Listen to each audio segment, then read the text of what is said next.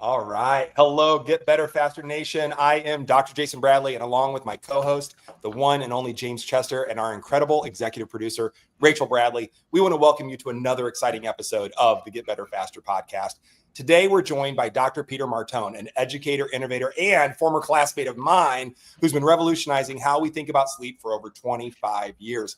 As a chiropractor and an exercise physiologist, Dr. Martone discovered that the structure of your spine directly affects your central nervous system function. And this breakthrough understanding is now helping thousands of people get what he calls way better sleep. That's WAY, better sleep. We're going to talk more about that. His techniques have been featured on CBS, NBC, Fox News, and over 100 international podcasts. I know that I personally need to hear this interview, and I can't wait to dive into the strategies to help me get the best night's sleep that I can, and that you can get the best night's sleep that you could ever dream of. And certainly there's a pun in there somewhere. But without further ado, Dr. Peter Martone, thank you and welcome to the show. Yeah, man, Jason, thank you so much. And if that was, like I said, one of the most eloquent intros. It just comes off the tongue, those baby blues. How can you not stop looking at those things? You know what I mean? I'm blushing now. And James, thanks. Thank you so much for having me on the show. I really appreciate it. You know, when impact comes from consistency, and I tried a podcast a while back, it's just a lot of work. In kudos to you guys, putting the time, putting the effort in, and making the impact that you are. So I'm happy to share. Thank you. That's awesome. Appreciate that. Well, Peter, I've gotten to know you over the past several years, and I've seen you doing great work and always showing up. And as they say, 9/10 of it is just showing up. So here you are with us today, showing up. And I know that you've done over 100 podcasts, and you've been all over mainstream media. So we'll talk about that a little bit as we get onto the interview process with you today. But like Dr. Jason said, you've been in the game for 25 years, classmate of his. When did you realize, I know, right? When did you realize that the sleep position was a missing link in people's health struggles?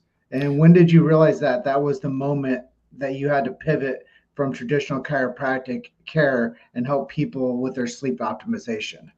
Yeah, it was. That's a great question. It was when I was in the emergency room, hooked up on Dilaudid because I couldn't feel my leg and I had a disc herniation. So, it was bad. So, it's funny. Nobody ever well, maybe somebody did, but not me. Nobody ever wakes up in the morning and says, I want to be a sleep expert. I mean, that's going to be the most exciting job of my life. It sounds tired. It's like you're putting people to sleep for a living. It really does not make sense.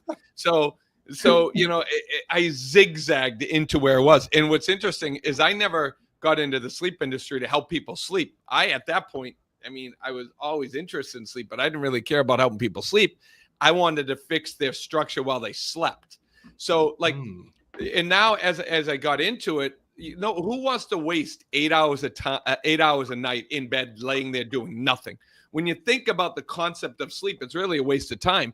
And because we live in a society that is so culturally under control, sleep is the opposite of that. It's about letting go.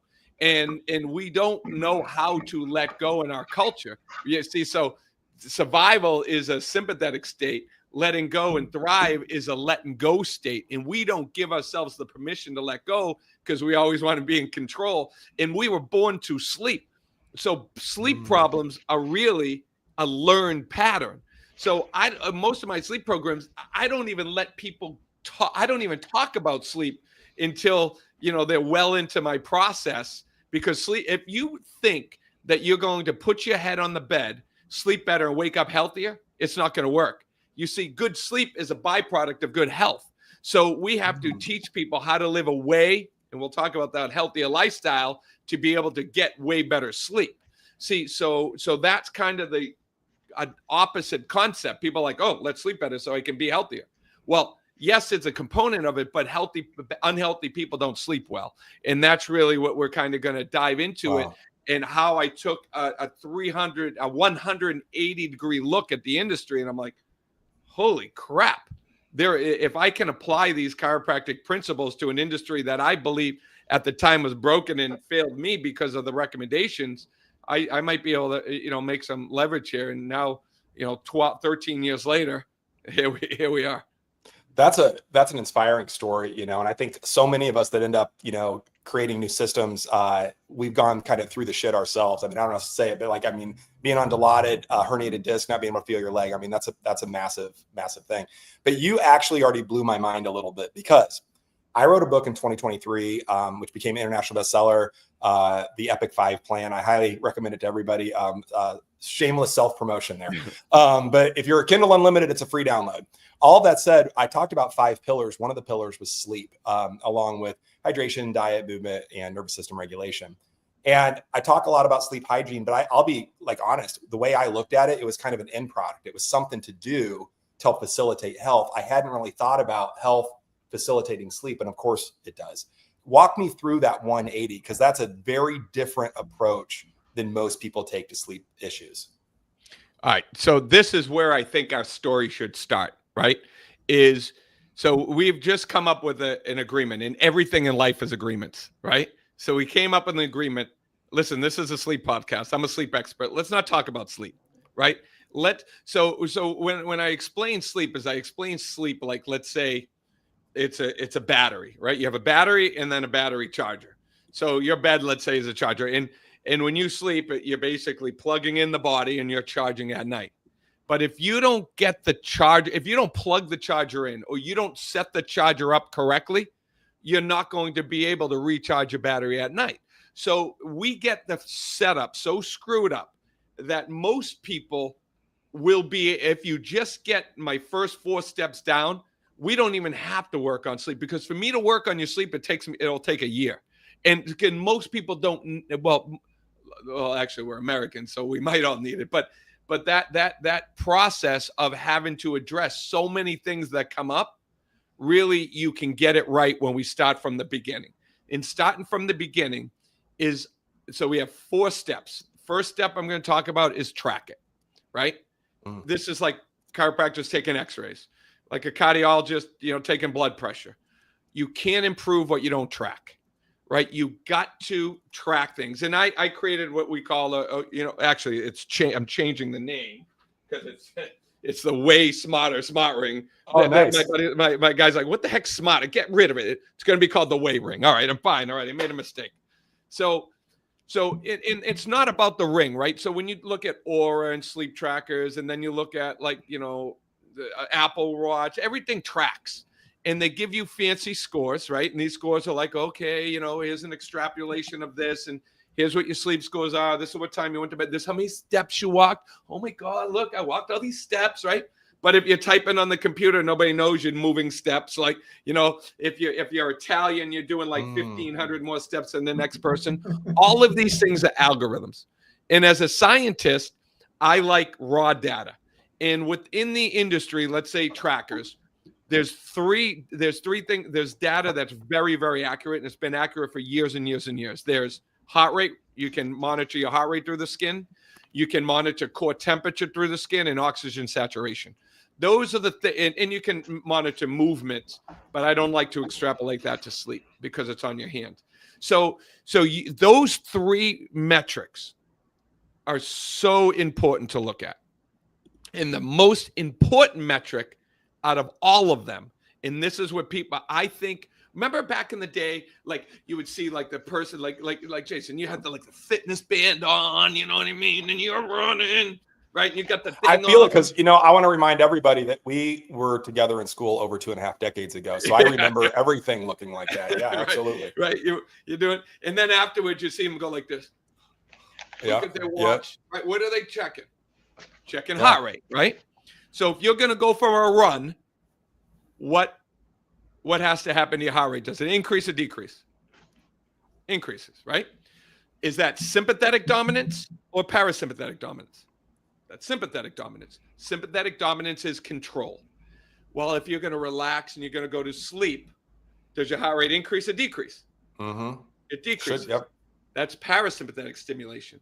So now when we can look at heart rate as a real-time measurement of what the autonomic nervous system is doing, right? So if your heart rate is rising, you're not going to be able to sleep, right? Because you can't be in a cell cannot survive and thrive at the same time. It's either running from a tiger or it's in surviving or you're thriving. And when you look at this, sleep is the same thing. You can't survive and sleep at the same time. So an elevated heart rate is the opposite of sleep. It's control. So a lowered heart rate is letting go. So if you're not able to let go effectively, you are never going to be able to sleep effectively. And people will be like, "Oh, I sleep. I can let go fine." Blah blah blah blah blah. Well, we're talking about at a subconscious core level. So now let's look at emotions. Okay, so emotions that trigger a heart rate to elevate is going to be the opposite of sleep, right? Because heart rate when you sleep needs to drop. So heart rate, like anger. If you're angry, what happens to your heart rate? Increases. Sympathetic dominant. Greed, lust, hate, envy. These are all sympathetic emotions. Remember, emotions are thinking. So we are taught to live. If we're in this stressed state, COVID and politics, or whatever, wherever you feel, if you don't feel safe, you're not going to be able to sleep.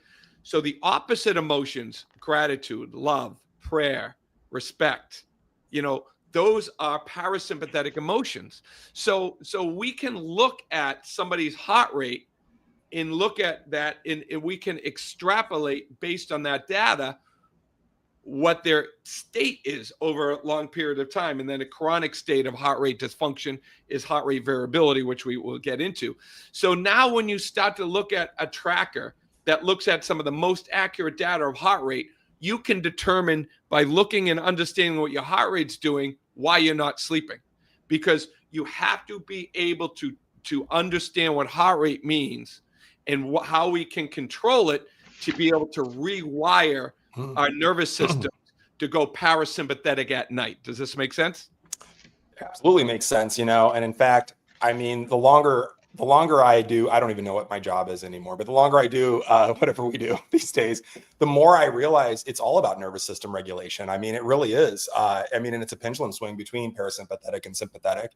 And, I think I always make the joke that in America, we're all overworked, overtaxed, underslept, and underpaid, and I think that part of that's that stress response. And it's interesting because, again, I have a lot of questions about sleep hygiene and I want to dive into HRV, but I think what I'm hearing is, Pete, that we got to work on what's between the ears and get that straight and move into that parasympathetic state before we're going to experience that good night of sleep. That's why it's step one. Right. Step one. So, man, I feel like we're like fast forwarding, but I would love to hear what's one or two things people can do to like move into that parasympathetic state. Okay, good. Perfect. So now, so we track it, right? So that's what we use a tracker for. And then I have a course called Body Rhythms. Okay. You identify what your rhythms are, what the heart rate looks like. Now I give you 5 activities to do. 1 activity a day for 5 days, right? So let's do this. So we have so the reason why I created the Way the Way ring is it does real-time measurements. So what I'll do is I have my clients take a heart rate, right? Boom. Take a heart rate. Let's say it's 80 beats per minute. Then day 1, I'll have them do a specific breathing technique. I call it spare breathing within. So I'll have them spare breathe for 5 minutes. Then they'll take a reading right afterwards. Okay, good. So they were able to, let's say, drop their heart rate 5 points. Then the next day I'll have them do spare breathing, but then I'll have them put a sleep mask on.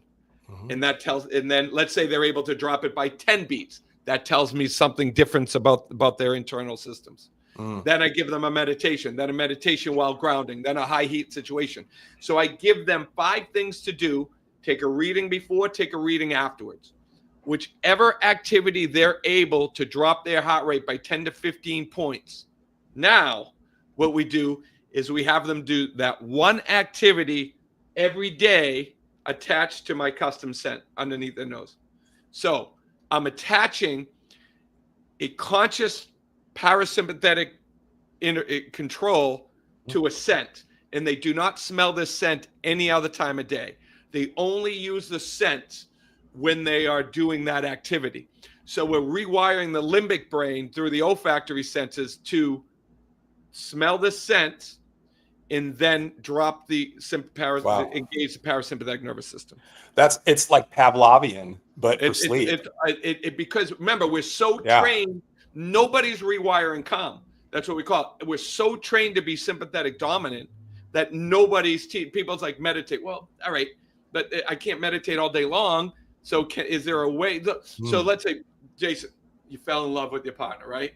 You know, you guys are in love, and oh my God, they were able to do a triple flip, and it amazed you. But you were in a rose bush. Every time you smell roses, you fell in love because your partner did the triple backflip. You always remember that triple backflip. I don't know. I'm just coming up with some stupid thing. But the olfactory senses are the quickest and most direct line to the limbic brain, which is where your emotions are. So we can rewire that to go parasympathetic. So that is how we do it. Wow, that's cool. That's super cool. I've never heard anyone, like, I don't think I've ever heard anyone even speak to that. So Pete, that's mind blowing. So thanks for the first 180. I really love that. So we do. So we track it. And then we rewire it. We rewire the nervous system. Now we're ready for step 3. In step 3, this is what I believe you guys want to dive into. This is really the crux. And this isn't even step 4 where we're mastering sleep. Because if we can get everybody to get down step 1, 2, and 3, most people don't need to dive deep into sleep because we were born to sleep. They just get the triune of sleep so screwed up that it's ass end backwards. And this is where I saw the sleep industry only had a 2-legged stool, and I needed to add a third leg. Because when the sleep industry talks about sleep, right, they talk about recharging and repairing and lymphatic drainage and all this stuff, which I believe is so important. But what do we know as chiropractors? We know that the structure affects function. And this was like, it isn't even in the industry. It isn't even in the textbooks anywhere other than the chiropractic world. And it's not so there was a study, loss of cervical function creates lack of blood flow to the brain. It was done in 2019. It was in Brain Flow Journal.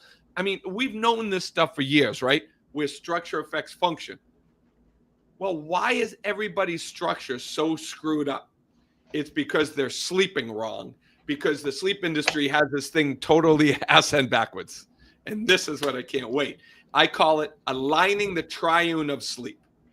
And this is really where we could spend hours on this. And this is what I want to dive into, because this is going to give you the nuggets that you're looking for to be able to just get what you can control down. Remember, sleep is about letting go. Everybody wants to control it. You can't control sleep. You can only control what you can control. And we want to master. I only want to sleep in your bed, Jason, for like the first 10 minutes. Then I'm out. I want to sleep with everybody in America for 10 minutes. That's it. Then I'm done.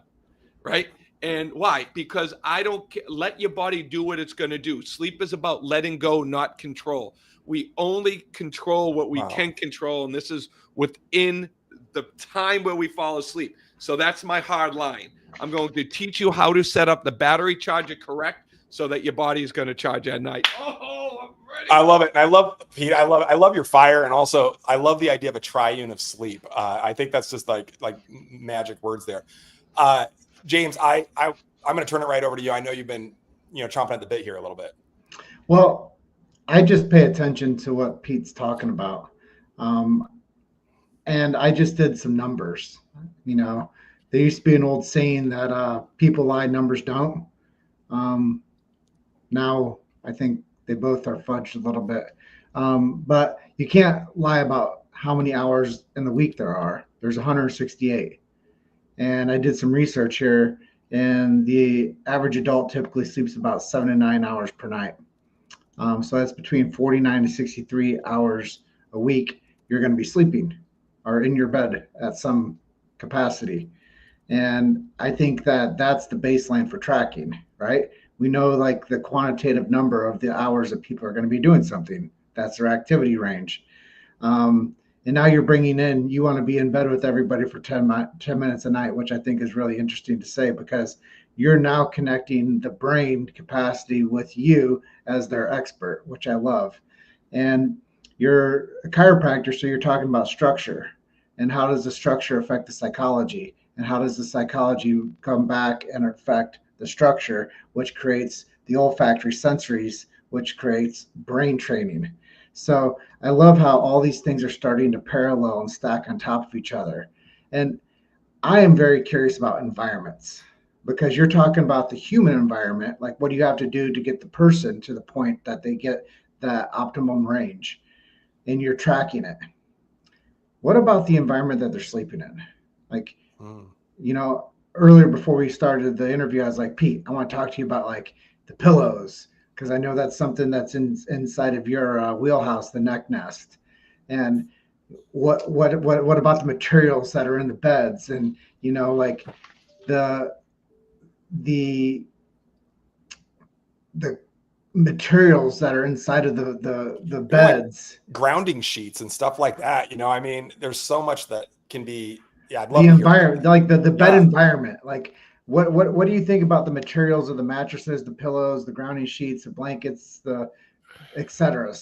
James, for right now, right? So if I give you, I offer, this is a statement I make: a how without the why is just a what. And what I state as wandering around hopelessly after tools. So the problem is, if I have a and I just came up with that statement this morning, by the way, and so I usually talk about what's all the time. But let's say I have a principle that says I shall not kill. You don't have, because it's based on a principle. I shouldn't have to tell you who I can kill and who I can't kill, because I have a principle. We haven't even reached that point yet where I believe that we're ready to talk about that, because there is we're not even there yet. Like, those are what's, and if I don't give you the why, then it will just remain a what. And I can tell you a whole bunch of what's of like the grounding sheets. Those are important, but much less important. But I still think we need to build through the why.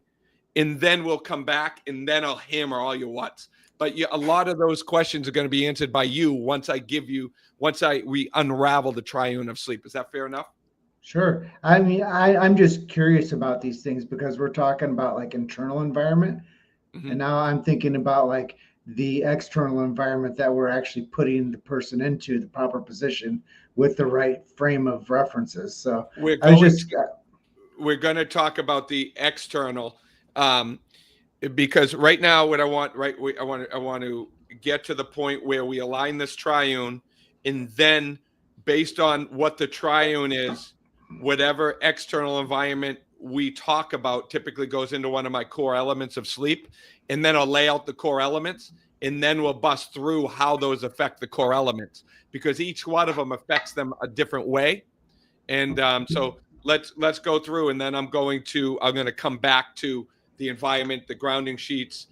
We can do room temperature. We can do the actual toxicity within the sheets, actually having your phone plugged in next to your head, what that does. So I'm getting there too, buddy. So I appreciate the pre-frame and all this stuff, because I know that there's a lot of people out there like, damn, technology's in my bedroom. Damn, I got a Wi-Fi router in my bedroom. Like, what do I do? I got blue lights in my bedroom. Like, I know we'll get to those topics too, because I know there's a lot of curiosity as to like creating the optimum environment. Like, we want to make people healthy. We want to get people better faster. And through that, as Dr. Jason said in his Epic 5 plan, a part of that is sleeping. So I think we're on the same page together, and I appreciate you being so excited about sharing with us all these fun topics. So I think we'll pass over to Dr. Jason and continue the conversation forward. Boy, and I'm going to hand the stick right back to Dr. Pete, because I want to hear about this why. Because honestly, again, I come back to, I mean, I'm going to just like be transparent here. I don't sleep well. And I think it's because, I mean, I have a whole bunch of theories, but I think you said think, and we're definitely going to get that. I think it's because I think, my brain doesn't shut off. And And I can't wait to just dive into that. But I've always focused on black and black everything out and white noise and the perfect temperature and the mattress and this and that. But I want to hear more about this triune of sleep. I want to hear about the why, so I can answer not just the what questions. Yeah, right? I think I have an idea what you are. Let me just ask a few questions about you, Jason. Sure. Are you cross dominant, ambidextrous? I can't write with both hands, but I can do just about everything else pretty well. Yeah. Are you righty or lefty? Right, more so. Make a circle and look at me through the lens of the camera and bring that back. See what eye you are? That you're left-eyed. So you're right-handed, you're right-handed, left-eyed. That's cross-dominant. So that's an anxious state. So your state is an ADD brain, which makes you neurologically sympathetic dominant. When you're sympathetic dominant, you can't shut your brain off. You compare yourself to everybody else. You have unexplained underachievement. These are just things that we do as an individual. You run so sympathetic dominant that your core curls up. Your neurology wants to curl up and be in a ball when it sleeps, giving you shoulder issues, different types of dysfunction. But I'm going to get to why that is. But your neurology is why you can't sleep. And I'm going to tell you why that is right now. All right. I'm ready. Okay. Lay it on. And then do me. I'll do you right now. But so I almost already think that what you are. So Jason's the ADD brain, right? ADHD, that the brain runs a million miles, probably overflow movement, highly addictive personality, right? That brain, just, if you're going to exercise, you're going to be all in, right? Yeah. And then so runs sympathetic dominance. So parasympathetic inhibition in somebody like him. And I'm getting a little bit far ahead of myself right now, but is typically his issue. He could be a gorilla on my sleep avatar test, but still can't sleep. All right, James, just make a circle. Look at me through that circle. Look right at me. I can't see you through. Look through the lens. Yeah, there you go. Okay, make a smaller circle and bring it back to your eye. Okay, good. Are you right-handed or left-handed? Right-handed. Okay, good. So he would be that different state. So he can't shut off his brain either, but he has that internal anxiousness, right? And it's still that brain that runs a million miles a minute, but his neurology doesn't have that hyperactivity component that's situated with it, but still that internalized thinker, that rationalizer, that brain, if it wakes up at 1 a.m, is thinking, and it's difficult to go back to sleep. So typically with you guys, you see heart rate rises typically around 1-2 o'clock in the morning. And then if you wake up during that, it's sometimes difficult for you guys to get back to sleep if you haven't done advanced training. But that's just hardwired through neurology. And then I can tell you, I can let you guys know where that's coming from. Okay, we ready?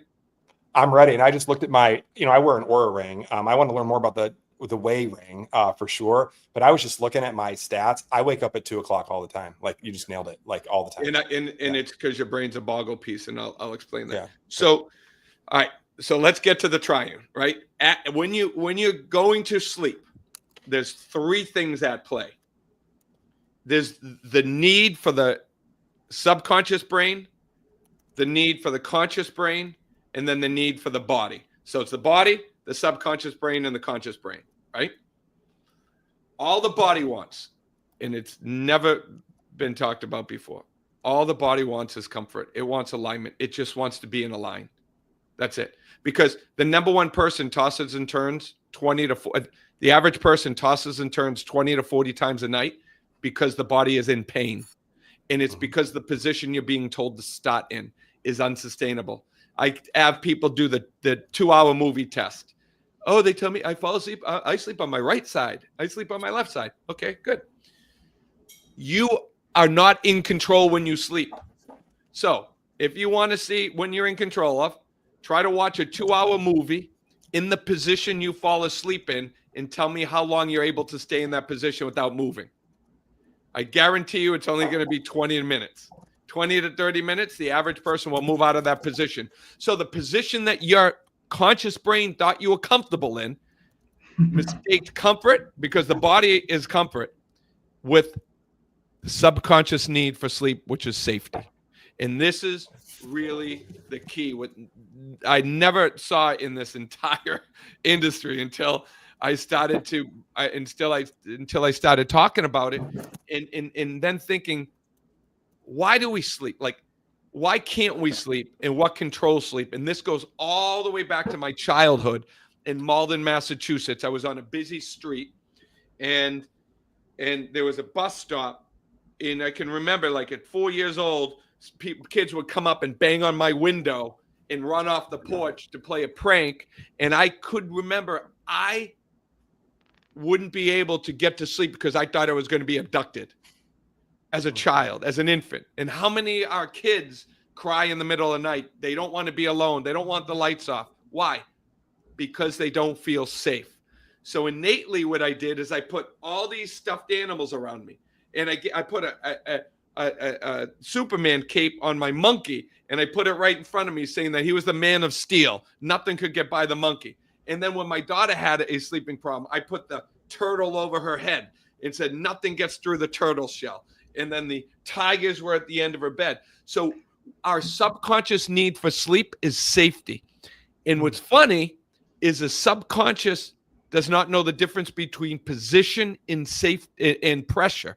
So what the conscious brain thinks is comfortable isn't. It's safe for the subconscious brain only based on pressure points. So to align the triune, to get this shit right, we want to put the body in alignment, reverse the damaging effect of the modern day lifestyle, and I'm going to tell you how that causes dysfunction in itself. So you want to get a neck nest under your neck, and I can show you the position. Then let the weight of the head off of the back of the neck nest. Get the neck into distraction, because anytime you support something, you weaken it. So you want the head off of the back of the neck nest so that there's no support to the head at all. You want the head in space and then lie flat. Put the body in alignment. And when you like that, the conscious brain is going to go like, I can't do that. There's no way. Well, that's where all the screw up comes. It's the conscious brain that screws everything up, because it doesn't realize, but the subconscious brain saying, hey, listen, buddy, I'm not going to be safe like that. Wait, I got to say, I'm going to use different terms, because what I love what you just did, Pete, is that you brought chiropractic philosophy into sleep, right? I mean, because you're talking about innate intelligence and educated intelligence, right? Subconscious and conscious. And I just remember, with universal intelligence, innate intelligence, educated intelligence, the one that gets us in the most trouble is the educated, probably. So, and I think that's what I'm hearing from you. Stinking thinking. Yeah, we're stinking thinking, and we're looking for comfort over safety. And this is mind blowing. Like I've never heard this before. This is great. And the part that I'm fascinated by is we think that we're laying down in a position that we want to go to sleep in, and by 10 minutes or 20 minutes, we're shifted into a completely different pattern, because that's what our body desires, not what our educated brain tells us we should be doing. Our body overrides the brain, and it gets in the position that's best suited for what our subconscious wants us to have. It's almost going back to the womb. It's going back to that fetal world. I came up with all this shit. I had to. This all came to me with hundreds of hours of meditation. I'm almost finished with my book, and it's hundreds of hours of figuring this up and applying principles. And this is what I love when people challenge me. They're like, "Oh no, hold on one second. Oh no, what about lymphatic drainage? My doctor told me about lymphatic drainage. It's on the side. You got to sleep on the side. 2015 study was done on the side. You got to sleep on the side. You're wrong. You're wrong. You're wrong. You're wrong." Okay. I hear that all the time, right? That's the conscious brain, right? So research is only good at what you're trying to ignore. I said, have you ever seen that study? No, but my doctor said, right? Then the doctor, oh, I saw the study. Did you read the significance statement in that study? Ugh. Now, then all of a sudden, blah, blah, blah, and then you're the regurgitation in your mouth. Well, that study, what are they choosing to ignore in that study? They're choosing to ignore that was done on a rat. Oh boy. Look at the cervical curve in the rat. It's a complete reversal of the cervical curve. So, and where is so think about innate, right? Body weight needs to be distributed over the greatest surface area. What's the greatest surface area on the rat? Its side or on its back? Right? On a human, what's the greatest surface area? Right. On your back. So when you just look at the structure, and so the cervical curve in a rat is reversed. The cervical curve in the human is opposite. So you can't, And in that statement, it says, we did this on rats, and therefore we're extrapolating that the best position is in humans. They're not looking at the structure of the spine. Nobody in the industry is looking at the structure of the spine, except when I entered the industry, because I had such dysfunction within my cervical spine, my lumbar spine, for my first decade, even my chiropractic career, until my disc herniated. I just didn't understand these principles, that body posture, adjust the head position due to the writing reflex. And then you pick up that in the psoas major muscle. And then the psoas is the only muscle in the human body attaches directly to a disc. And then when the psoas is in spasm, it weakens the disc. So I didn't have a back issue. I had a sleeping issue that caused cervical dysfunction. And then I had heart palpitations. All that shit goes away when you fix the cervical spine, because you improve the function of the vagus nerve, which then allows your body to go parasympathetic. Because remember, sleep is about letting go. It's not about control. So everybody wants a what? They want a new, not you, James, but we want to educate people on this. But everybody's looking for a new pillow, a new sleeping supplement, a new this, and they're doing all of this shit downstream when they not even setting up the charger correctly. They're not even putting the body in alignment. They're not even understanding how to create safety for the body in order for it to fall asleep. And then the last step, right? Put the body in alignment, create safety for the subconscious brain, and then learn to teach the conscious brain how to shut down and get out of its own way. But everything you said there goes back to the root of breathing. And if your body is functioning the way it's supposed to at rest, it rests and repairs. And that's the part where a lot of people are missing, I believe, is you're talking about perfect cervical alignment while you sleep, which has a direct impact on vital lung capacity, which has a direct impact on restful night's sleep. But it's the part where a lot of people that aren't in the chiropractic space, they're not going to think about proper body positioning while you sleep. They're going to talk about a rat study about lymphatic drainage, because that's what they're cherry picking their research on when they have really no substance of it except for what the doctor told me. And I think that that's where we're at today, is people want to cherry pick information rather than doing the research and tracking what actually works for the end user, who's the person that you want to be in bed with every night for 10 minutes. That's what I love. Sorry, Pete, I didn't mean to cut you off, but yeah, it is a great point, James, because, and Pete, back to you.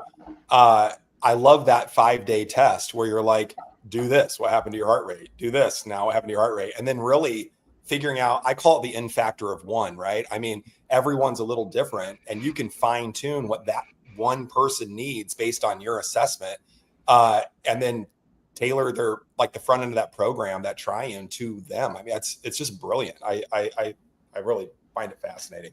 I want to jump over to I have two questions. I don't know. Pete, I'm gonna let you choose which one. We've mentioned the WAY Sleep Better program, right? The WAY program. I'd like to know what that is. I mean, what are those letters? But then also, I might want to put a pin in that, because we've talked about HRV a lot. We've talked about heart rate a lot, but HRVs come up. And I want to talk about that too, because I think that there's some misunderstanding. It's a word that's thrown out. What's your HRV? Heart rate variability. You know, I'd like to hear your perspective on that as well. So both of those are my questions. I'll let you field where you want to go next. Yeah, because they're both connected, and I'll connect them for you. Sure. Because hopefully what you're getting from this is that everything is connected, and we know this. And so when I answer that question, in identifying our protocol and what our brand is, and what I want the brand to be, there are some very specific things that we're trying to create, right? And the word alignment had to be in there, because alignment, whether it's in your life, whether it's in your spine, whether it's aligning, your friends, your family. So the way stands for, so it's our mission to awaken the full potential of a well-rested, aligned you. So it's well-rested and aligned. That's what we're bringing. That's what we're connecting to the industry, because alignment, what it does is, by aligning the spine properly at night, you're basically remolding the structure, and you are establishing a cervical curve while you sleep. That improves what's called vagal tone.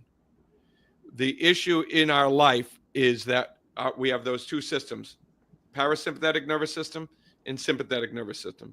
Parasympathetic survive, parasympathetic nervous system is thrive.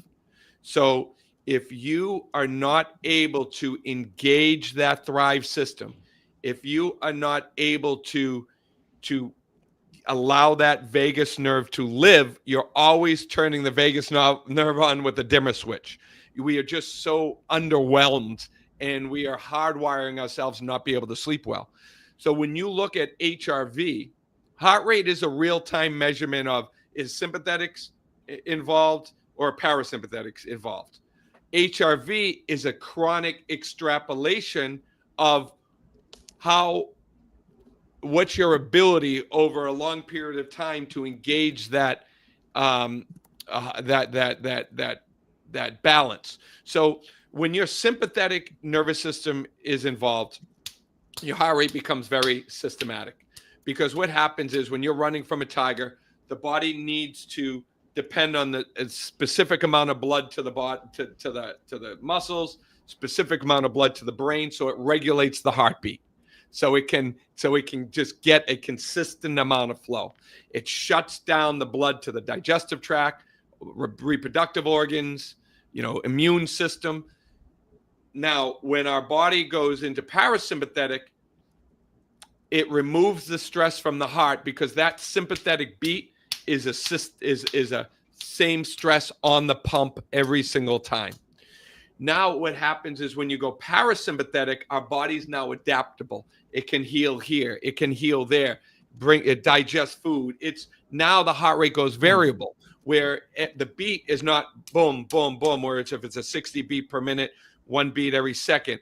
One beat maybe 0.75 seconds, another one 1.1 second, then another one, 0.9 seconds. So the beat is very variable. So it fires all over the heart. So it distributes the stress over the entire heart. So what happens is you're now looking HRV. When you have higher HRV readings, your body is rested, it's ready to adapt and not in chronic survival mode. And then so when you have a better HRV, you're going to sleep better. Hopefully that answered your question. No, yeah, it absolutely did. And again, I just want to pull out words that you used, rigid and adaptability.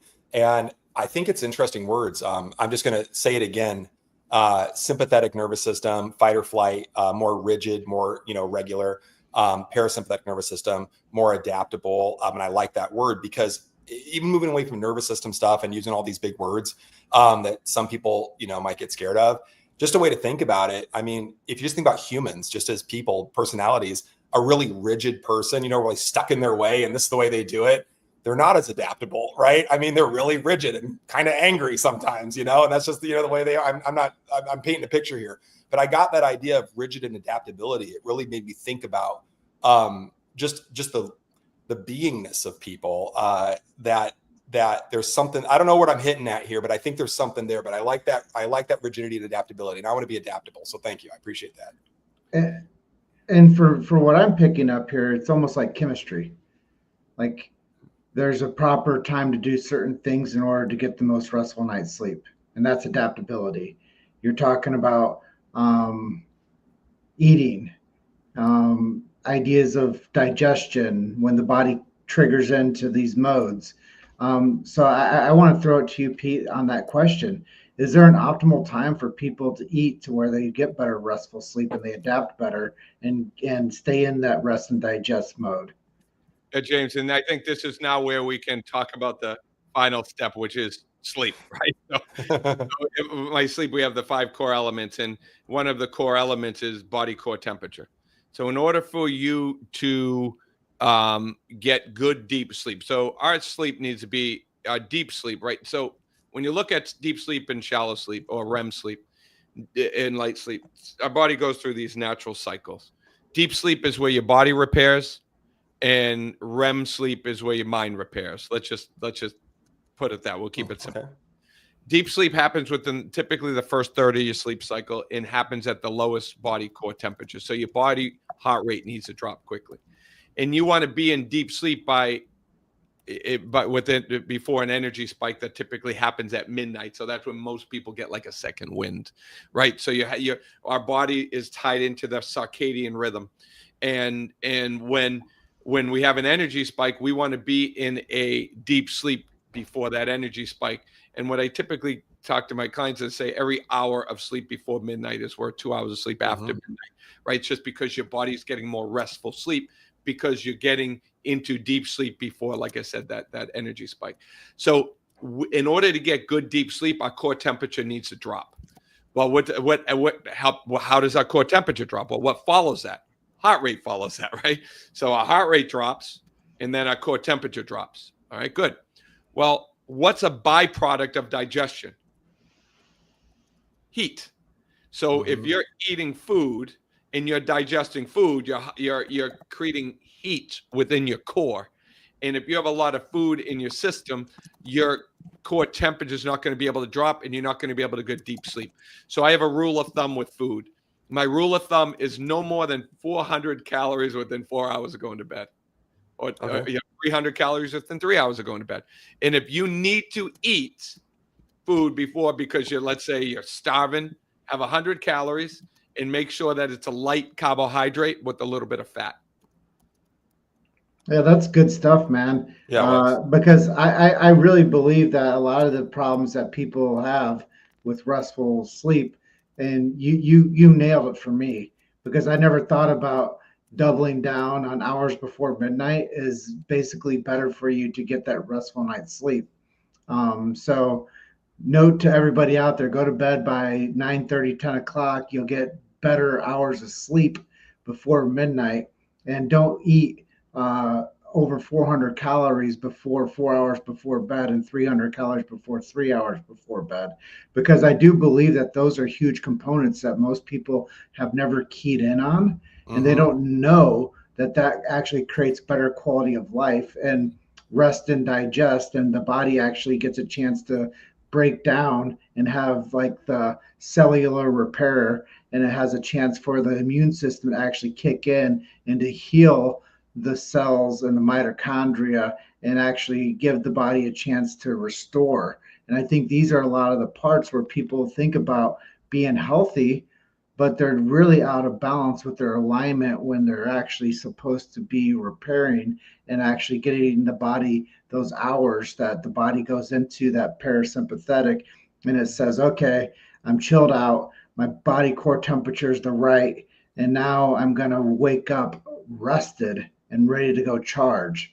And I think that that's really the cycle that we are talking about, is how do we cycle somebody through this behavior pattern to adapt into a proper state of mind for the subconscious priming to say, now the body has reset through the proper night of sleep and they're following Dr. Peter Martone, and now their life is better.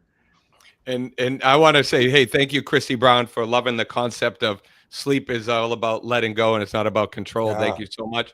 And James, if you expect miracles, right? So sometimes what you're going to see is that, all right, yeah, fine, you screwed up. Like this weekend, I lived lake life and I had some drinkies and, ate a little bit late. So what did I do? I sweat at night and, I screwed up. All right. That's what happened. I'm natural. I'm normal. And I can tell you what my eating schedule is that I go through, and I'm pretty structured. But on the weekends, I let myself mess up, because I'm a human. I still love to have a good lifestyle. But that is when I've scheduled in naps.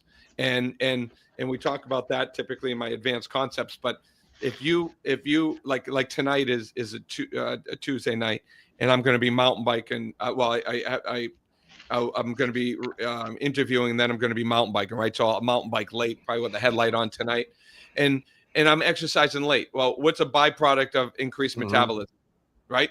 Is heat. So I'm going to go to bed, and I'm not going to sleep well tonight. I already know that, because I can have any chili pad. I don't care what the heck you try to cool yourself off with, put yourself in an ice bath. Doesn't matter. If it's not happening naturally, you screwed up and you have some issues. So that is when you nap. You nap the next day to make up. If it's chronic lack, then you're gonna, then you can nap. You can get away with a few days of kind of messing up, but that's when really a nap is good. And I schedule a nap in on my Wednesdays because I know that I don't, I don't sleep well on Tuesday night. So I'm very structured when it comes to my midweek routine. I love that we're adults and talking about napping, because sometimes I think back to kindergarten. I don't know if you guys went to kindergarten, that you guys took naps, but in my kindergarten, I swear like half of our kindergarten time was just laying on the ground and taking a nap. I'm pretty sure that's my public education at its best right there. Pete, I was just thinking about this whole idea that Christy wrote in there too, about the idea of letting go of control. And I love your psychoanalysis of my ADHD brain, and I totally appreciate it. You're spot on. But I think sometimes a lot of us, especially entrepreneurs, big thinkers, big doers, I think that a lot of us can be control freaks, right? I love where you're going with this. Yeah, I know. I'm a control freak. And it sounds like, if it's hard to let, as a control freak, if I'm putting it together the right way, the thing that I can do is to lower my heart rate. And it sounds like what I want to do is figure out how to control my heart rate and put my energy there. And then I'm still in control, but I can let go by letting my heart rate down. You ready for this? I'm ready. This is going to blow your mind, okay? Yeah. We're going to freaking love this. All right, here we go. Oh my God, this is so good. This is so good. I want to wait because it's so good to just tell it to you. But once I remove the veil, your life is going to change. All right, when you go to sleep, remember this. You can be in control of one of two things. Are you ready? Yeah. You can be in control of thinking. What's the opposite of thinking? Remembering. You can either think or remember. You'll never think yourself to sleep, but you can remember yourself to sleep. If you remember walking a golf course 3 days ago, and I find that you have to sleep on the memory. So you can't remember something that hasn't been categorized in your brain. So if you remember a walk and you remember everything about that walk. So in one of my advanced techniques, we talk about creating a sleep memory. Create a memory today that you know you're going to put yourself to sleep on tomorrow. So floating down a river, walk in a park, think about the scents, the smells. Think about it needs to be a calming memory and a good memory. So if you remember, you're in a different portion of your brain than thinking. You're not in the prefrontal cortex where thinking and rationalizing is. You're in the back portion of your brain where your sleep centers are. And that's ultimately what dreams are. They're in your memories. So I came up with this concept of remembering yourself to sleep versus sleeping versus thinking yourself to sleep, because you can control either one of those. I love that. Remembering and when you're yourself thinking, you're not remembering. When you're remembering, you're not thinking. Do you see what I'm saying? Oh, yeah, man. That's great. You know what's interesting too? I mean, I love the whole idea about it, because thinking, I don't know how to say this. The memory takes my focus off of thinking. I don't know how else to say it, because like you said, you can't do both, right? I mean, you can remember things or you can think things. And I love the idea of the memory. I love that. So thank you for that. I'm going to practice that. That's the conscious tonight. Brain, right? So put the body in alignment. Yeah. Get the subconscious brain, create safety, and then get the conscious brain out of your own way. That's one of the techniques we have to get the conscious brain out of its own way. I mean, we keep talking about alignment and posture, and I'm just going to bring up the neck nest. I mean, I know you kind of said it. I demonstrated it. Tell us about the neck nest. Like, where's the genius behind that? What does it do? So that was when I was in the emergency room, right? And I'm like, how could it come to this? How the hell can I be a chiropractor in practice at the time? I think it was 8 years, and not being able to help my own self. So I said, something's got to give. There's got to be a pattern that I didn't learn. There's something, there's something going on. So I reviewed 3,000 x-rays.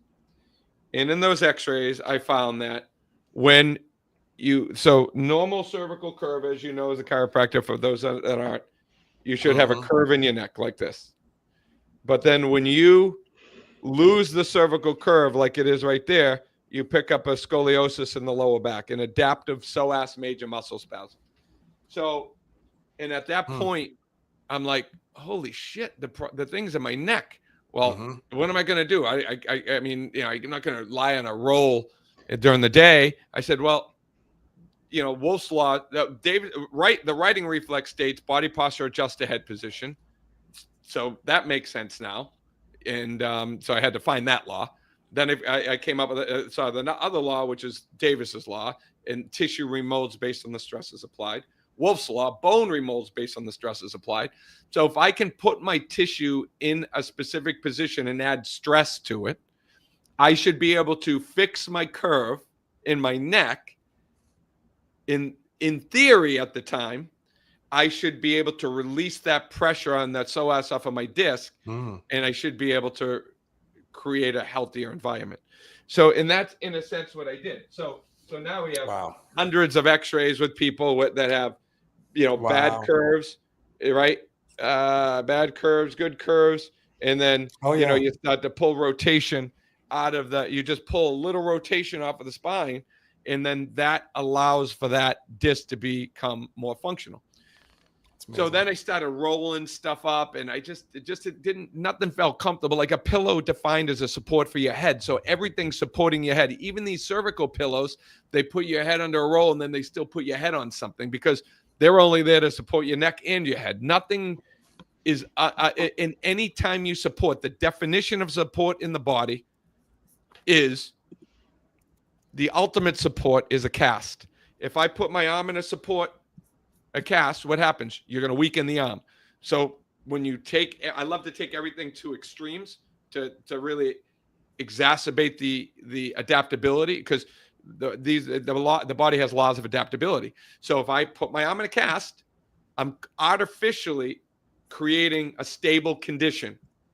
Stability weakens and degenerates. This is exactly what happens chiropractically. This is what a lot of chiropractors don't understand. When you adjust, you're breaking up scar tissue, creating an unstable condition. The body responds by creating stability by rebuilding the joint space. So don't be afraid of saying the word instability, because breaking up scar tissue increases movement. Movement's unstable. Think about it. A cast is stability. Take the cast off, movement's unstable. So it forces the body to create a joint space and build a joint to maintain mobility. So instability on the X-ray, and this was a damn thing when I went through all my exercise physiology and my PT work. They believe that instability on X-ray or hypermobility causes dysfunction and degeneration. It's a complete friggin' opposite. Hypomobility is there because hypermobility is there because of hypomobility causing the distraction on those joints. Oh my God, I'm sorry I just went there. But so I'm very passionate about this. So when you support the neck and then use the weight of the head off of the back of the neck nest, that's a distractive force. So you are gently stretching a curve back into the neck. If you support the head at the same time, you weaken the suspension bridge. You need the weight to be able to maintain the structure. It's the same thing as your lower back. Everybody wants a back support when they sleep. Your back needs to go into extension to create the suspension to be able to maintain the health. Go ahead, Jim. Well, it's back to the mechanics of what I was saying earlier. Vital lung capacity. When you give the neck the curve that it desires, the low back functions as it's supposed to, releases the psoas, and the body goes back into this actual postural state that the body's desiring. So the neck nest actually helps people breathe better. And that's just the baseline of the chiropractic biophysics in me, is that when you biophysically shift somebody back into proper alignment and restore the curve, the body restores back to proper alignment, which allows the body to breathe better and to heal better. And that's what they call in the fancy doctor language homeostasis. And I think that that's really what you're doing, is you're allowing with the neck nest the body to go back to homeostasis, which is the state of healing and optimal function. And I think that that's the really cool thing about everything you just said there, is that's the summary, is the body will go back to homeostasis when the body's actually healing. Yeah. And, you keep bringing up breath and breathing, and I just want to dive into that. James, I love that, right? Because when you look at it, let's look at when you are running from a tiger, right? You're sympathetic dominant. What has to happen? Bronchioles constrict to push air through. So it forces the air through. So it increases that speed of that volume. When you're parasympathetic, it slows down your heart rate. So everything needs to open up, right? So if you focus on your breath, that is one way to be able to stimulate the vagus nerve. And if you have compression of the cervical spine, you have hindrance. Like I said, that volume is down. You can't get that deep breath, and that affects sleep. Well, this gets me back to the next phase of questions I wanted to go into with you is technology and using like CPAP machines and putting people onto these things, and you see them throughout the day. They got these dumb lines on their faces, and you know that they had some machine strapped to them that they were like forced to breathe while they slept. And if they just had a damn neck nest, they'd probably perform better with sleep, and they wouldn't need these stupid contraptions that leave lines on their faces and they look miserable walking around the next day. And you can see people that have had, it's almost like a scar. You can see like the deep the deep crevices in people's faces with the technology that they're using to aid them to sleep. And then the other caveat to that is they're also drugging themselves and taking sleep meds in order to get this restful sleep, which is incongruent with our chiropractic lifestyle, which is incongruent with their body actually going into restful sleep, because it's tricking the body to go into sleep rather than to allow the body, the subconscious, like you were talking about earlier, to allow the body to actually choose to go to sleep. And the memories choose to go to sleep instead of forcing to go to sleep, or putting a contraption on the body to force it to actually go back into that sleep pattern. So how can your strategies help get these stupid machines out of people's bedrooms and stop the snoring, stop the unnecessary medications? Yeah. And some of these machines, they're good for some people, right? They've saved some people's lives, and they bring it back. I'm not bagging on them. I'm just saying, how do we minimize these things? Right. And here's the issue: is the dysfunction starts when you get to a point where you need one of these. Like we said at the very beginning, good sleep is a product of a healthier life. So a lot of these people have dysfunctional lives, which is causing the sleep apnea issues. So the way that we address the sleep apnea, especially with the neck nest, is in these studies were all done by anesthesiologists, and a good friend of mine is an anesthesiologist. It's head angle. So when most people sleep, when they put their a pillow under their head, a pillow is defined as a support for their head. So that you're closing down the airway. When this jaw is open at a specific angle, you actually open up the airway. Then the trick is at that point is to keep the mouth shut. Go ahead, sorry. No, go. This is just me to remember to say something, Pete. So you're on a roll, man. Keep going. Yeah, and then the trick at that point is to be able to keep the mouth shut. And then the issue with the sleep apnea machine is we have something in my technique that's called spare breathing. Your body actually falls asleep at the end of a breath in the hold on the breath, because that's a sympathetic state. What the sleep apnea machine does is it makes you breathe but blows through that. So you don't get that sympathetic stimulation at the end of your breath, because it's doesn't let the body stop breathing. And then so when you breathe out, there's a pause. And in that pause is relaxation and parasympathetic stimulation. And then, but because they're forcing the air in after that. So even though it's allowing them to sleep, there's a lot more dysfunction. So we need to change the conversation and help these people, especially even like start aligning, first start tracking it, then start to rewire it, then work on aligning the triune. Then in the middle of the night, if they're having dysfunction, then put it on. Don't start with it, because there are so many things that we need to retrain before we even get there. And understanding jaw angle and things like that, especially using the neck nest, we talk within that third step. Go ahead, Jason. No, mine is so like rudimentary to what we're talking about right now. Thank you, Pete. That was like, it's all so mind blowing.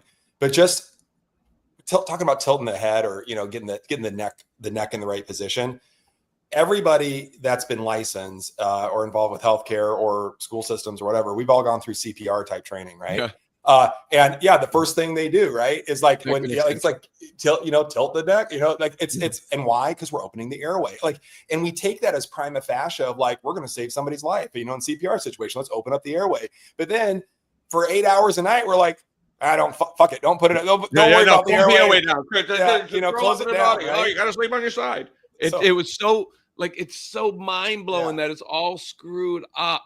That's Yeah, what it I'm is. trying to do, trying to change the way the world sleeps. But I'm just saying, like, those are two things that are true. And yet, even from a healthcare provider, someone that's, like I said, in my book, I cover sleep. Like, I've never thought about the simplicity of open up the airway. Like, literally, like, open up the airway, get in the right position. It's such a simple concept and yet profound. Yeah. And I just, there's so much basics to this, and to me, it's called vitalism. People that have better vitality sleep better. People that sleep better have better vitality. It's very secular. Like it goes in a circle. Like if you have vitalism, you sleep better. If you sleep better, you have more vitalism. Like it just makes sense. And what you're saying is the proper airway is proper positioning. And don't curl up and put your neck down and curve in. Leave it extended. Go into extension more. And then that takes me to snoring. It's plaguing 25 to 50% of adults in the US. They snore regularly, while 40% snore at least occasion, 45% at least snore occasionally. What is your solution for this group of people? Put the neck in extension and open up the airway and keep the mouth shut. Same thing. Yeah.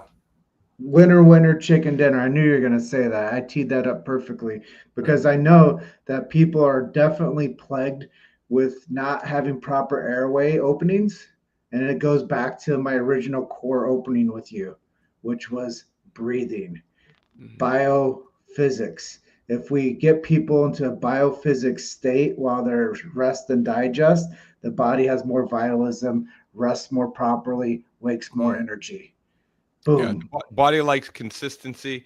It likes to start and end. Believe it or not, likes to eat the same stuff. It likes the same rhythms. So when you tie into rhythms, if somebody's a shift worker, we're potentially doing a really big deal with the entire Boston Fire Department on sleep.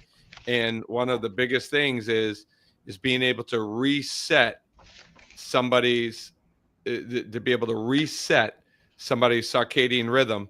One of the most powerful things that you can do is do a fasted workout. And when you do a fasted workout, what you're doing is you are telling the body, and especially in the morning, you're telling the body, you're setting a clock in rhythm that says, okay, 12 hours after this fasted workout, you're going to get a melatonin release. So if you can do things and learn the circadian rhythm and be able to tap into these things and be able to understand, listen, there are things that we can do that is very much different than taking a magnesium supplement, which I think is good, or CBD, and everybody's looking for a new what, wandering around hopelessly after tools, right? A how without the why is just a what.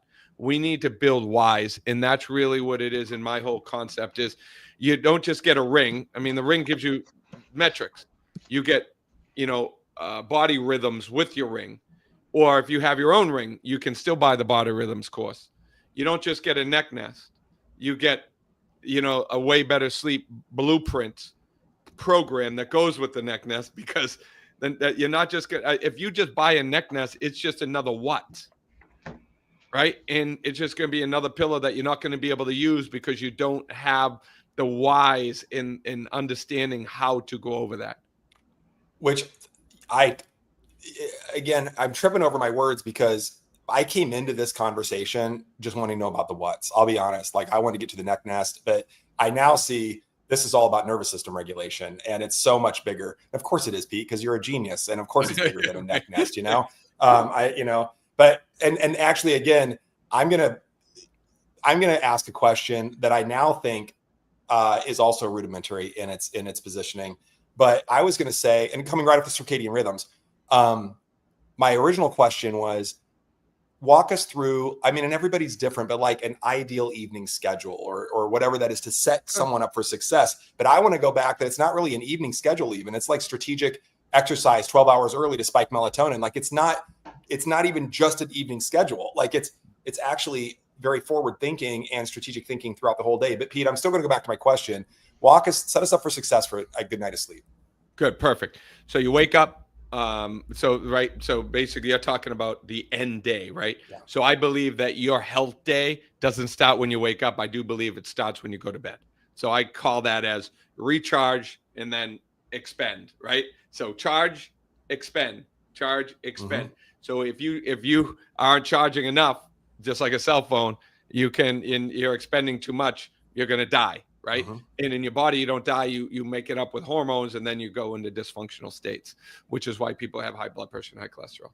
So what ends up happening is you want to set the tone by waking up and going to sleep at the same time. It's number one, the best thing that you can do, and you, because your body is tied into a circadian rhythm, and then that's why we get sick during time changes, right? You're 20% more likely to have a cardiovascular event a Monday after a time change, whether you go spring forward or fall back, because of the fact that you're getting thrown off of that 1 hour and it's putting your body into a sympathetic state.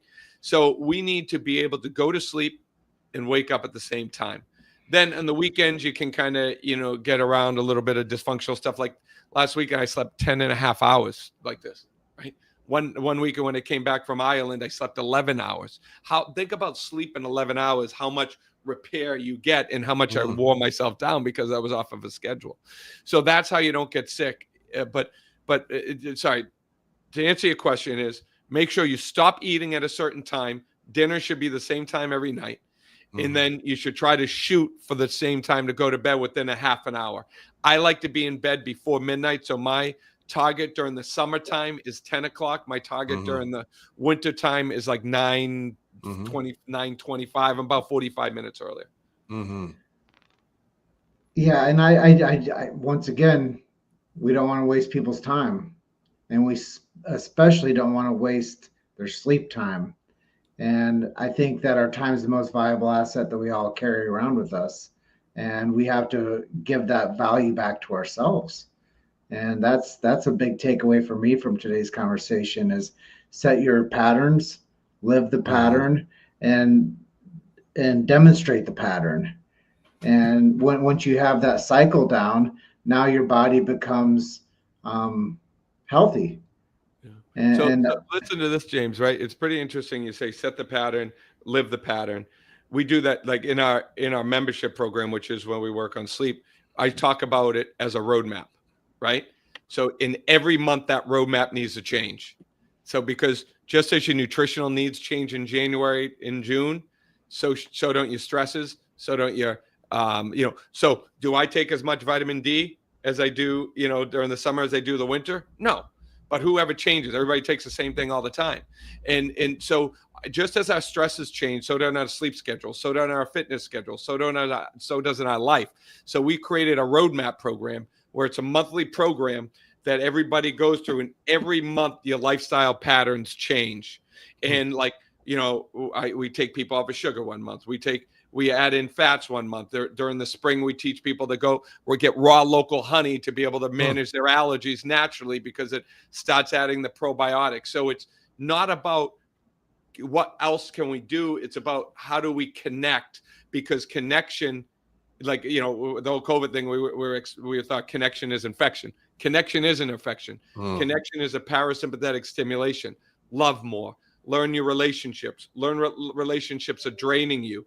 Learn that if you let somebody in your life that doesn't share your core values, they're going to create stress. That's going to affect your sleep. So identify your core values, identify who you are, and then surround yourself with the people that are healthy, and understand the unhealthy people, because your health is a combination of the people around you, and identify who will bring you down. So your health you need to be a ripple maker. Your health can't be the least or the average of the 5 people around you. You need to identify things through patterns. Like during January, listen, during December, I eat all the cookies I want. I don't care. I'm Italian. Christmas cookies, biscottis, because I know January 1st, I'm going gluten-free and I'm cleansing the whole month. So if you do this by patterns, you never get thrown off the rails because you have a structure. Whether I do that through my whole life, which I do, and then daily you should have a sleep structure, and then build things in. So that's kind of what thank you, James. I love that you brought that up.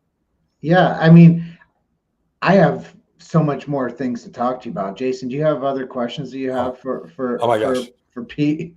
I mean, we could just keep going on and on. I think the big thing for me, again, Pete, you said this right when you got on, we're going to do a 180 on the way we think about sleep. And I think in my head, sleep has always been the end game, at least sleep hygiene, and I'm not saying that's not important. I mean, I don't know if this is true, but people say, what's the best way to sleep? I'm like, I don't know, in a cool room with as least clothing as possible. They say sleep with your socks on. So I guess naked with socks. And, there's all these weird rules that we can come up with, But I will vitalistically tell you why that's not true, but that's right. Okay. but nonetheless, the thing that I'm saying is I think it starts way back addressing, the internal environment as much as, if not more so, than the external environment. I think the external environment's important, but if we aren't preparing ourselves for that nervous system regulation, I think we're missing the boat. And it's interesting that you say all of this, because while I say that I don't sleep as well as I would like, and I go through patterns in my life, and anyway, my wife gets a lot of sleep. She sleeps really well. And for every hour or two that I'm missing, she's definitely making up for it. That all said, I did say the other day, I was wondering about nervous system regulation. I said, it's got to be about safety. I must not feel safe, and she must feel really safe. So I was patting myself on the back as the husband. I'm like, my wife feels safe, and look at her sleeping next to me. And I was like, why don't I feel safe? So it's really weird that you brought all this up, because in my middle of the night, meanderings in my head, this is what I was thinking about. So, and here you are saying the exact same thing. So I have some things to work on, clearly, I appreciate it. Can I do a lightning round with you, Pete? Go ahead, buddy. How do you keep sleeping habits healthy while traveling? Because I'm on the road. I'm on this road 70% of my life. Very, very difficult. Fasting workouts is a way if you're going inter time zones. What's the subconscious need for sleep? Safety and security. So create a sleep cocoon. So when you get onto the bed, put all the pillows all over you, put them on the side, put them over your head, put them on top of you. You subconsciously do not feel safe when you're sleeping, especially the first night. And then sleep slightly elevated, just to be able to prevent the. I have these things on my Instagram, how to sleep while you're traveling, and but use the pillows, sleep slightly elevated. I always get I don't like the king bed. I like the two queens, because you can take all the pillows off of the queens and you can create this like sleep elevated style in cocoon. Cool. Have you also heard that there's research that says that people that sleep in hotel rooms or environments that aren't their bedroom have 20% worse sleep than if they were at their home environments? I would actually agree with that. Yeah. I mean, it just makes sense because it's a safety issue and you're not in your home bed. Couldn't we say the same thing about people that go and get sleep studies done? However, and then, I mean, has anyone ever known anybody that's gone to a sleep study and the doctor's like, you sleep great? And I'm coming back to your putting socks on. Okay. We're coming back. I don't sleep with socks on. No, not you, but you said that, right? Because that's what they say. That's what they say. And I want to tell you why that comes from a non-vitalistic model. Okay. And I'm going to break it weird? It's super weird. And I know where with socks, man. I don't know. Because I looked at it. And wait till you hear about it from a chiropractic standpoint, why that doesn't even friggin' make a damn bit of sense. But go ahead. Well, I know where it comes from, but they're looking at the wrong thing. Okay, sorry, James. I'm ready. Lightning round. Wi-Fi routers, cell phones in the bedroom. What are your solutions? People are going to be much more sensitive to it than others. If you're sensitive to it, your ability to methylate or your bucket's already full, right? And if you're really affected by it, there's other dysfunction that's going on in your body. In general, don't have anything plugged in next to your head. So cell phone. People can buy a nightstand. Yeah, exactly. So take the cell phone. If it's plugged in, put it on the other side. You can go on Amazon, get a EMF reader, and then just go around your bed and see what the EMF is. And a lot of times it's a cell phone is the biggest one, or a plug right next to your bed. Yeah. Or the rings, they're such low data. Even when they're on airplane mode, you put it right next to it. I'm barely picking up a signal on any one of them. Okay. So that was my next question. Airplane mode on the cell phone. Is that like a habit that you should always do, even if it's not No, you plugged in don't by need your it. head? They make remediation that you can plug into a wall that does it. But if you're having a sleep issue, listen, EMFs definitely play a role, but that's not your issue. There's other dysfunction that's going on. Two more questions. Podcasts. I know you've done 100 of them, Yeah, probably more. yeah, probably a lot. And mainstream media. How do you Yep. see podcasts helping people get your message more clearly? And how are you leveraging mainstream media? Yeah, it's the same thing like TikTok, YouTube, right? So TikTok, you're looking at something just to get engagement. I have millions and millions of views, right? And then, but on YouTube, we're doing a podcast. People truly listen. They wanna, like Christy, she wants to understand.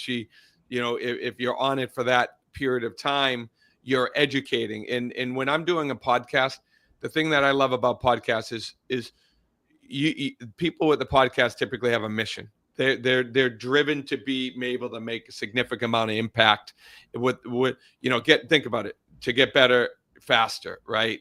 That's that you guys have a mission, and I want to be part of that, and I want to be able to take my knowledge into your community and be able to add value to your tribe of people that listen, because the more value I can add, the more impact you're going to have, because people are going to share things out. And that's why that's why I put such an effort into doing podcasts, because you guys are the ones that I believe are the change in the world.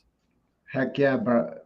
I mean, that makes the hair on my arm stand up, because that's our main impetus of why we're doing this project, because we're looking to bring like geniuses and subject matter experts like yourself together and creating a new constellation in the sky of people that are unified, the Avengers of healthcare, the people that are out there doing the right thing that many people don't have access to.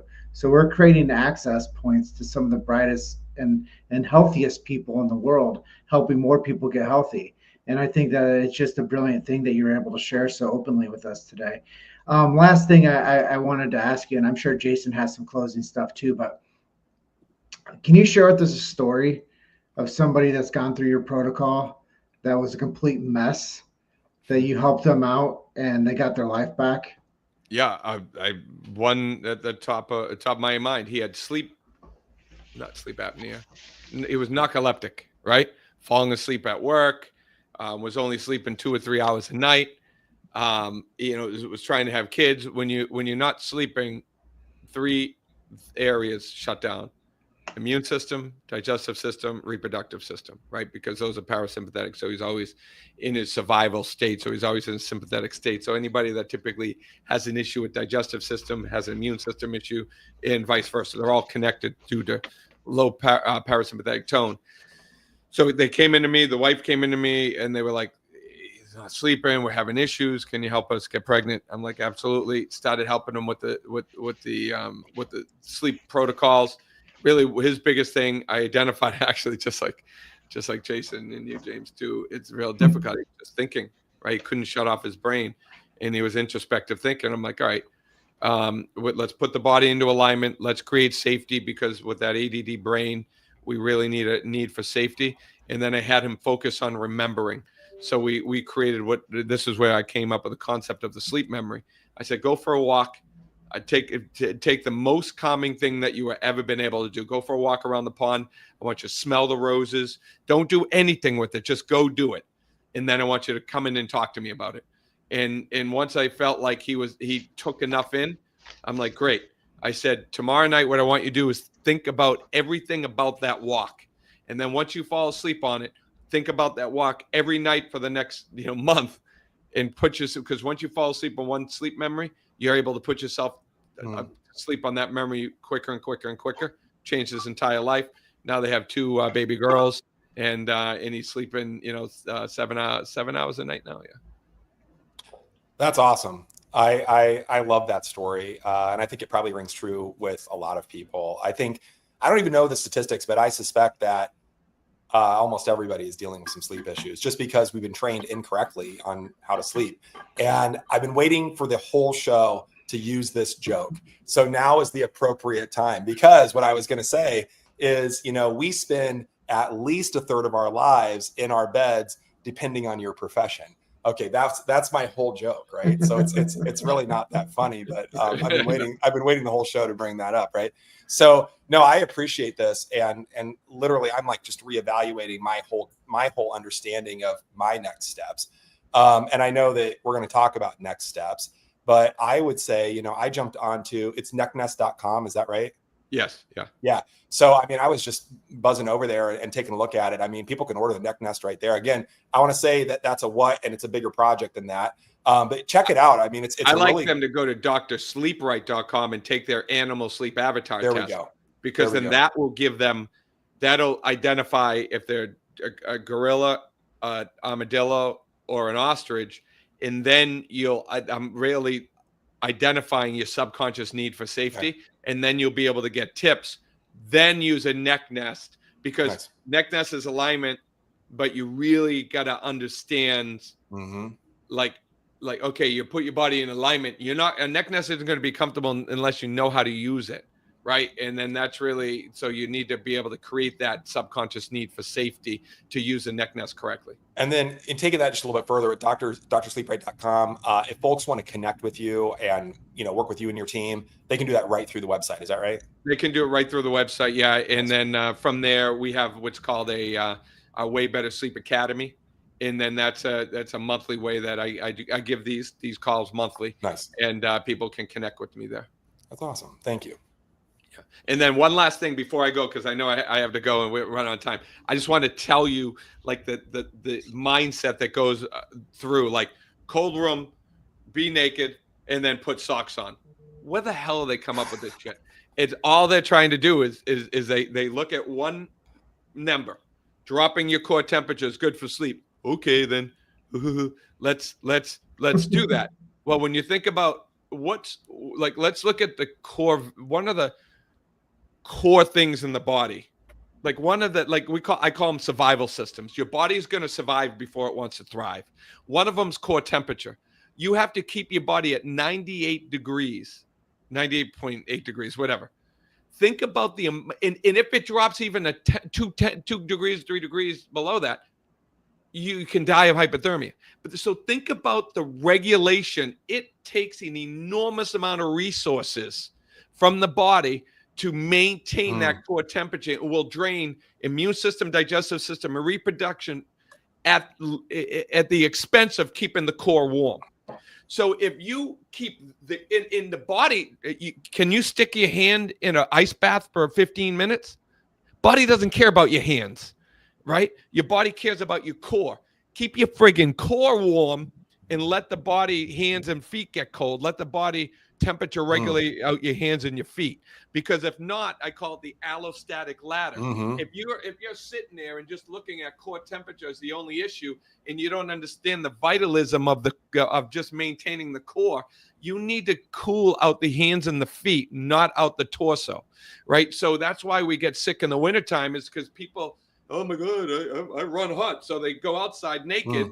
Right. And then their body resources are all being drained and going to maintaining core temperature. Core temperature is one of my 5 core elements. In understanding how to maintain a proper core temperature, there are hours that go into that. Right. But you just need to understand, have your hands and your feet out of the covers.